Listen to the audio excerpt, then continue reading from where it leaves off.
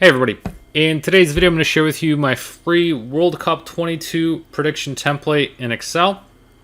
And so the point of this template is one, to be able to track the matches, determine the tables, and also any predictions that you and your friends want to make to compare, and see who did the best at predicting the matches.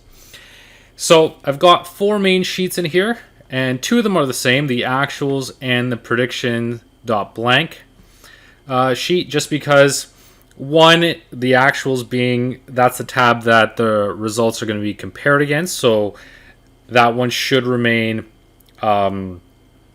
just the actual results, no prediction values in there, and the prediction one being what you can maybe do what if scenarios on, or just to see what your predictions would look like. The benefit of using this template is that these tables will automatically adjust based on the scores that you enter. So it'll determine the standings and who's going to play who in the knockout stages.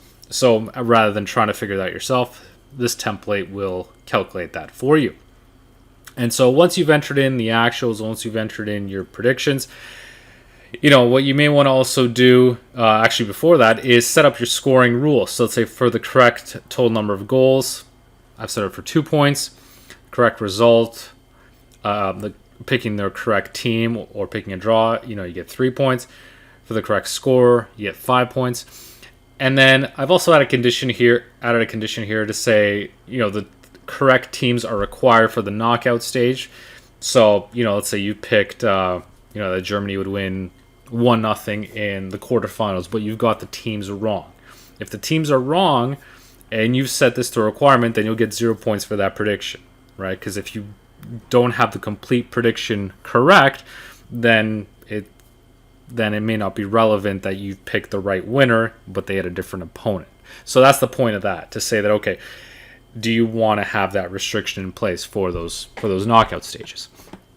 And so if someone has given you their prediction results, you just populate them into here. So to do that, you just need to enter in their name, the game number, the teams involved, and the score. And so that can just be copied from here, the game, the teams, and the score. So I'll show you how this template works right now, and I'm just going to enter in a value of 1-0 for every single game. And so the one thing to keep in mind is that the scores have to be entered in as follows. You got a number followed by a colon followed by another number. So if you put any extra spaces or don't put it in this format, then you'll get an error and it won't calculate properly. So you'll see it automatically detects the winner is Qatar, gives them 3 points, calculates the goal differential, and updates the standings. So I'm going to copy this all the way through to the bottom, paste it, and you can see now all the tables are updated. We can see who's moving on and who's going to play in the knockout stages. So that's the benefit of doing it this way, is it'll calculate it for you automatically. And so the tables do factor in tiebreakers. Now, just in case something isn't calculating correctly, especially if there's a really complicated tiebreaker that goes down to fair play points, I have a section here for overrides. So, for example, if Ecuador should be in the second spot instead of Qatar, then you could type in Ecuador, spot 2, Qatar for the third spot. So this would be if you want to manually override what's in here, for the sake of making sure that the knockout stages have the correct teams in the correct slots. So now if I go down here, now it's showing Ecuador in the knockout stages, whereas if I don't have this override, it's going to put Qatar in that place. So that's the purpose of that. I don't imagine that's a scenario that's going to be necessary, just because I've tested this out, and for most of the tiebreakers, it should calculate correctly. So unless it's a really rare situation, you shouldn't need to do that, but I've left it there just in case. And so now that I've entered in my actuals, I could load in the prediction values, and obviously you'd probably have prediction values ahead of the actuals anyways, otherwise they wouldn't be predictions, right? So let's say I did the same thing on my prediction sheet here. And let's say I got every match correct, exactly the same. Pasted it down. Now, so if you get this sheet back from somebody else, you want to put it into the prediction results tab. You'd copy, the game numbers, paste it into here, and then you can copy the teams and the score. And then you can put the person's name, whatever the case is, prediction A. And so now you've got their total points. So obviously everything is exactly correct. So it's going to be 10 points for everything. We've got 2 plus 3 is 5, plus 5 is 10. So everything's exactly right. I could refresh this pivot table to say person A has 480 points based on their predictions. If I made a mistake here, and let's say for my predictions, I put the first 2 games at 0-0 draws. It's going to update the tables. And now if I go back into here, and so obviously I'd have to go in here and update these predictions manually at this point, because obviously the idea being that you copy and paste them over.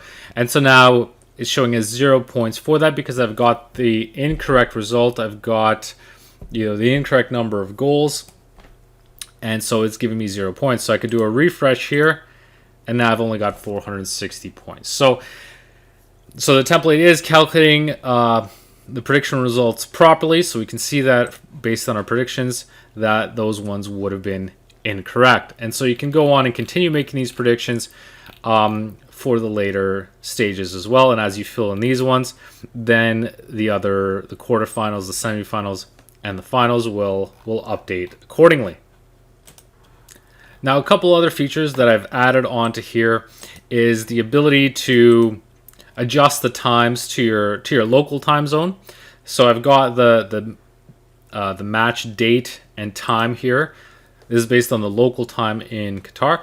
So if you want to adjust for your time zone, the number of hours you are from your GMT adjustment, let's say, that you can enter that in here, and so it'll automatically update because Qatar is +3. If I put -8, that's an 11-hour adjustment. So if I selected +3, just a 3, it's going to be the exact same time, 1900 hours, 7 p.m. Right? So there's no adjustment there. If it's 4, then that's a 1-hour adjustment. So a 7 p.m. start time becomes 8 p.m. -5 hours, you'll go backwards. So you can adjust this so that way you can see on your local time when that match will be starting. One thing to keep in mind is that, if you've got daylight savings coming up, you just want to factor that in. So, in my case, I'm -7 hours right now, but in a few weeks, I'll go to -8 just because of daylight savings times adjustments. So that's something you want to keep in mind, is that by the time that these matches begin, you might be in a different, or you might have a different adjustment that you need to enter in here.